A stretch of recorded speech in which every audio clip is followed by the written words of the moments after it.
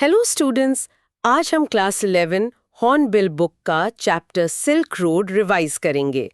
ये निक मिडल्टन की माउंट कैलाश तक की जर्नी की रियल स्टोरी है। सोर्स मटेरियल तो ऑथर का अपना ट्रैवल अकाउंट ही है। बिल्कुल। तो मिशन ये है कि जैसे एग्जाम से पहले कोई दोस्त फटाफट मेन पॉइंट समझा देता है, बिल्कुल वैसे ही हम इस चैप्टर को इंग्लिश में डिस्कस करेंगे। सब क्लियर हो जाएगा। हाँ, बढ़िया रहेगा। चलो शुरू करते हैं।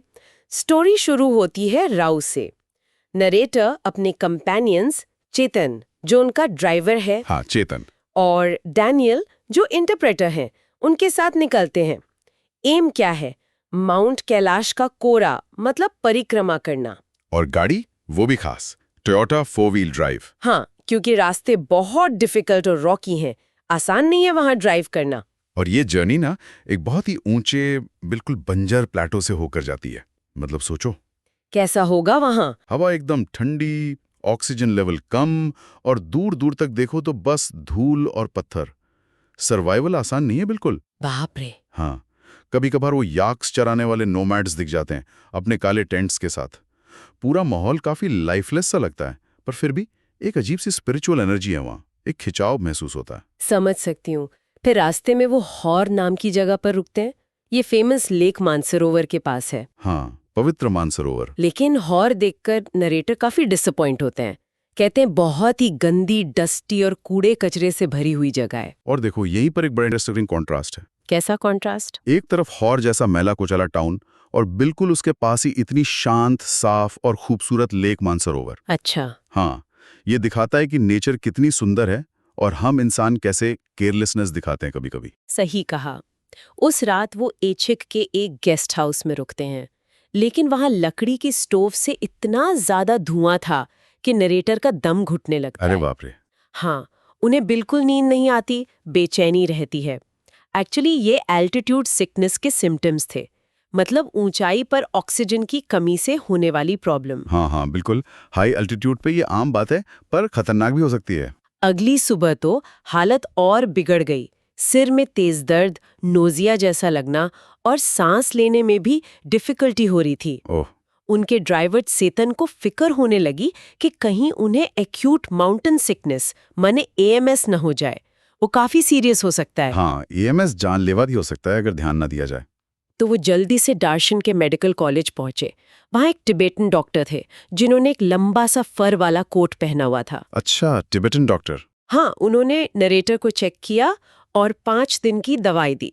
कुछ ब्राउन पाउडर जैसा था और कुछ गोलियां थीं। डॉक्टर ने बताया ये सब जड़ी बूटियों से बनी है। Traditional Tibetan medicine. एग्जैक्टली।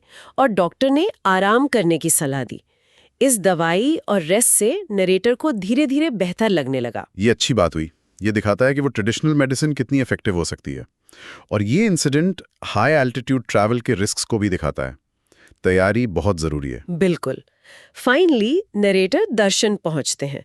दर्शन ही माउंट कैलाश की परिक्रमा यानी कोरा का बेस कैंप है। हाँ, यहीं से कोरा शुरू होता है। लेकिन एक प्रॉब्लम थी। वो सीजन के हिसाब से थोड़ा जल्दी पहुंच गए थे। मतलब पिलग्रिमेज सीजन अभी ठीक से शुरू नहीं हुआ था, तो दर्शन बिल्कुल सुनसान था। ज्यादा पिलग्रिम्स थे ही नहीं। ओ, तो अकेले पड़ गए वहाँ। हाँ, उन्हें बहुत अकेलापन, लोनलीनेस और डिसअपॉइंटमेंट फील हुई। सोचने लगे कि क्या वो अकेले ये मुश्किल कोरा कर पाएंगे। डाउट होने लगा। अंडरस्टैंडेबल है। पर तभी उनकी मुलाकात होती है नॉर्बू से। अच्छा। नॉर्बू कौन? नॉर्बू कौन? नॉर्बू एक तिबेटन स्कॉलर है। वो बीजिंग में Chinese academy of social sciences में काम करते हैं और वहाँ फील्ड वर्क के लिए आए थे। इंटरेस्टिंग। हाँ, और वो इंग्लिश भी बोलते हैं, थोड़े फनी किस्म के हैं, और वो खुद मानते हैं कि वो थोड़े मोटे हैं और ट्रैकिंग के लिए बिल्कुल फिट नहीं है। अच्छा। लेकिन वो भी कैलाश कोरा करना चाहते थे। अरे वाह, तो ये मीटिंग तो फिर एक टर्निंग पॉइंट हुई होगी। एग्जैक्टली। दोनों अकेले थे, दोनों का गोल सेम था, कैलाश कोरा करना, और दोनों एकेडमिक बैकग्राउंड से भी थे। कनेक्शन बन गया होगा। हाँ, उनकी अच्छी फ्रेंडशिप हो गई और उन्होंने डिसाइड किया कि वो साथ में कोरा करेंगे। इस कंपेनियनशिप से नरेटर को एकदम से नई हिम्मत और होप मिली। बिल्कुल, अकेलेपन का डर खत्म हो गया होगा। सही। तो इस चैप्टर के मेन थीम्स क्या निकल कर आते हैं? पहला तो साफ है, हाई एल्टीट्यूड जर्नी की डिफिकल्टीज और नेचर का हार्श रूप। हाँ, वो बंजर पठार, ठंडी हवा, एल्टीट्यूड सिकनेस। दूसरा है फेथ और स्पिरिचुअलिटी की खोज, कैलाश पर्वत का वो अट्रैक्शन। तीसरा वो कॉन्ट्रास्ट जो हमने डिस्कस किया, होर की गंदगी और मानसरोवर की ब्यूटी, मतलब इंसानी निग्लेक्ट वर्सेस नेचर की प्यूरिटी। और चौथा और शायद सबसे इम्पोर्टेंट, आखिर में मुश्किल टाइम में कंपेनियनशिप यानी दोस्ती की वैल्यू। नॉर्बू के मिलने से कैसे सब बदल गया। बिल्कुल सही कहा। ये जर्नी सिर्फ एक फिजिकल ट्रैवल नहीं है, ये एक इनर जर्नी भी है। ये इंसान के एंड्योरेंस मतलब सहन शक्ति और फेथ यानी विश्वास की परीक्षा लेती है, चैलेंजेस फेस करने की एबिलिटी को टेस्ट करती है। Great summary.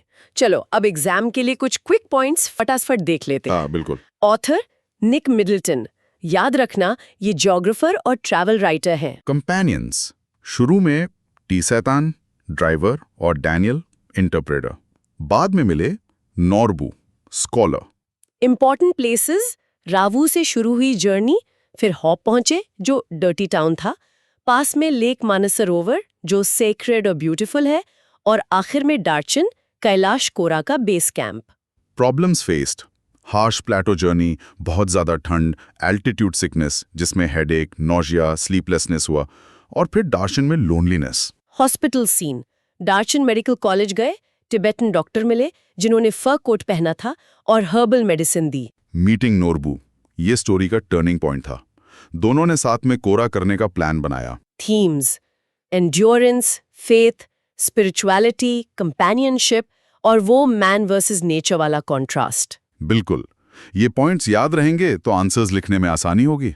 और हाँ, जाते जाते एक सवाल छोड़ जाते हैं सबके सोचने के लिए। जरूर। आज के जमाने में जब ट्रैवल करना पहले से काफी आसान हो गया है, गाड़ियां हैं, फैसिलिटीज बेहतर हैं, तो क्या तीर्थ यात्रा या पिलग्रिमेज का जो असली मतलब है, जो एक्सपीरियंस है, वो बदल गया है? क्या बाहरी कंफर्ट के बीच वो अंदर की खोज, वो स्ट्रगल से मिलने वाला एहसास उतना ही स्ट्रांग रह पाता है?